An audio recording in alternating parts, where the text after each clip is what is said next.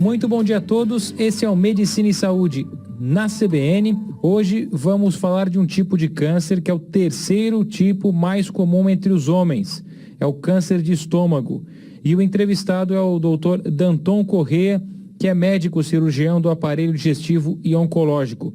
Muito bom dia, doutor, tudo bem? Bom dia, tudo bem, Matheus? Tudo certo. Vamos trazer algumas informações, doutor, a partir de agora sobre o câncer de estômago. É o terceiro tipo mais comum entre os homens e está entre os 10 que mais matam no Brasil. Para falar do porquê essa doença afeta mais homens do que mulheres, dá para fazer esse comparativo já na entrevista, ou seja, por que nos homens tem essa proporção e nas mulheres outra? Então, nas mulheres é em torno do quinto tipo de câncer mais comum, né? Realmente é mais frequente em homens, e isso parece ter a ver com hábitos de vida, né? O câncer de estômago, assim como outros tipos de câncer, tem correlação com o uso de cigarro e de bebida alcoólica, e possivelmente isso é uma das explicações de por que é mais frequente em homem.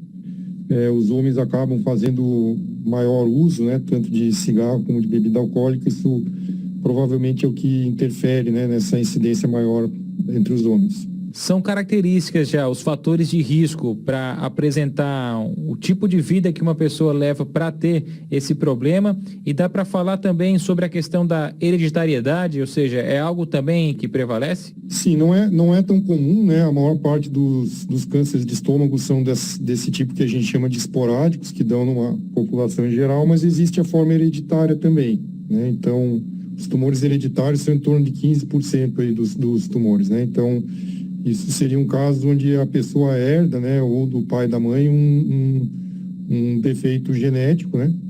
E que existem algumas síndromes genéticas associadas. A mais comum é uma que chama síndrome do câncer gástrico hereditário difuso, e que é uma mutação num gene específico aí que se chama CDH1, onde quem herda esse gene mutado tem uma chance de 80% de desenvolver câncer de estômago até os 40 anos de idade.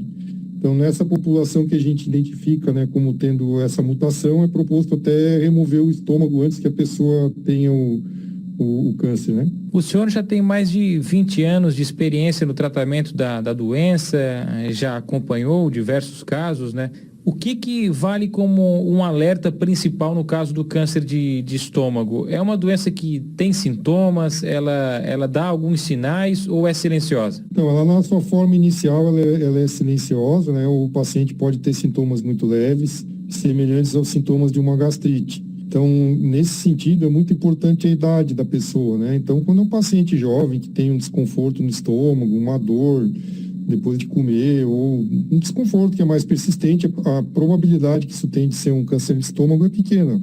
Agora, a partir de 50 anos de idade, isso aí aumenta bastante essa probabilidade. Então, a partir de 50 anos, quando a pessoa tem o que a gente chama de sintomas de alarme, que seria dor ou dificuldade para engolir, anemia sem explicação, perda de peso sem explicação, ou qualquer sintoma gástrico que persista, né, por mais de um mês, mesmo a pessoa, por exemplo, tratou com algum remédio da família do omeprazol, melhorou e depois voltou, são sinais que levam uma investigação, né? A gente precisa investigar esse paciente normalmente através da realização de uma endoscopia digestiva alta. Os tipos de câncer de estômago, existe algum que é mais severo, mais rápido em termos de evolução, ou é uma doença com característica única? Tem vários subtipos na realidade, né? Mas o mais prevalente é o que se chama adenocarcinoma gástrico, mas entre os adenocarcinomas a gente conhece pelo menos 5 subtipos, né? Que são classificados de acordo com alterações genéticas, né? E embora que os adenocarcinomas gástricos, apesar de terem esses subtipos, eles são tratados como um todo, né? Não existe um tratamento diferente, né, para esses subtipos dentro dos adenocarcinomas. Esse é o Medicina e Saúde na CBN Floripa. Estamos conversando com o Dr. Danton Corrêa, que é médico cirurgião do aparelho digestivo e oncológico, sobre o câncer de estômago, que é o terceiro tipo mais comum entre os homens. E como prevenir, doutor? Quais são as principais características que a gente tem que levar? É mais na alimentação, estilo de vida? Sim, tem a ver com a alimentação, né? Então, por exemplo, né, o câncer de estômago ele é muito comum nos países orientais, no Japão, na China, Coreia, né? Na Ásia como um todo, a incidência de câncer de estômago é maior. E essa população asiática, se eles se mudam para os Estados Unidos, eles param de ter câncer de estômago e começam a ter câncer de intestino, mostrando que tem a ver com o tipo de alimento que se come, né? Então, às vezes, a pessoa pensa assim, mas lá no Japão eles têm uma alimentação tão saudável, né?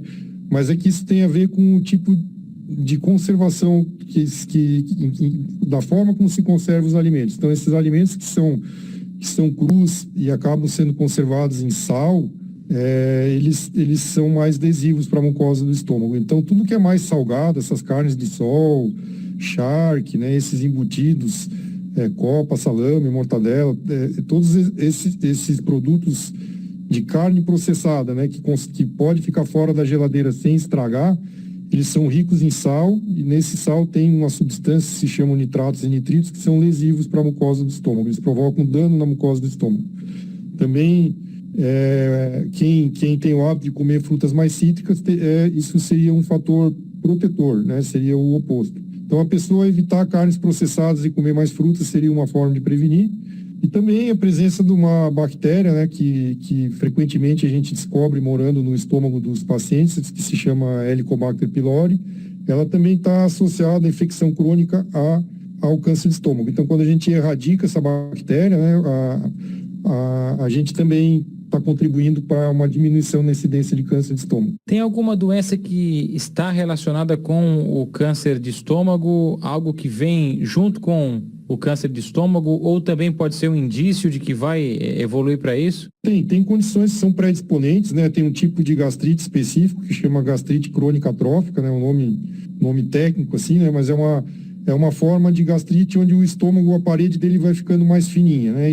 Essa gastrite pode ser provocada tanto pela presença dessa bactéria que eu acabei de falar, como pessoas têm uma doença autoimune, onde elas desenvolvem anticorpos contra a parede do estômago. Então, o sistema imunológico agride a parede do estômago, a gente chama isso de gastrite crônica atrófica autoimune, né? Também é um nome técnico, mas que, em resumo, faz com que a parede do estômago vá ficando mais fininha, mais atrofiada. Isso aí predispõe, então, o paciente a ter o câncer de estômago. Também, assim, você perguntou se tem associação com outras doenças, né? O câncer de estômago hereditário, que a gente conversou agora há pouco, né? Ele está associado a câncer de mama também. Então, quem tem a mutação pode não só ter o câncer de estômago, como vir ter um câncer de mama específico que se chama carcinoma lobular, que também pode estar associado a outros tipos de câncer, a forma hereditária. E o tratamento, doutor? Primeiro a questão do diagnóstico e depois o tratamento indicado. Também são vários caminhos, como que também está a evolução da medicina nesse caso? Então, o exame de escolha para fazer o diagnóstico é uma endoscopia, né, que é um aparelho que entra pela boca e tem uma câmera na ponta. Então, o médico ele enxerga dentro do estômago, né, através dessa câmera e vê numa tela, num vídeo, né, e aí ele consegue examinar o esôfago, o estômago e o duodeno.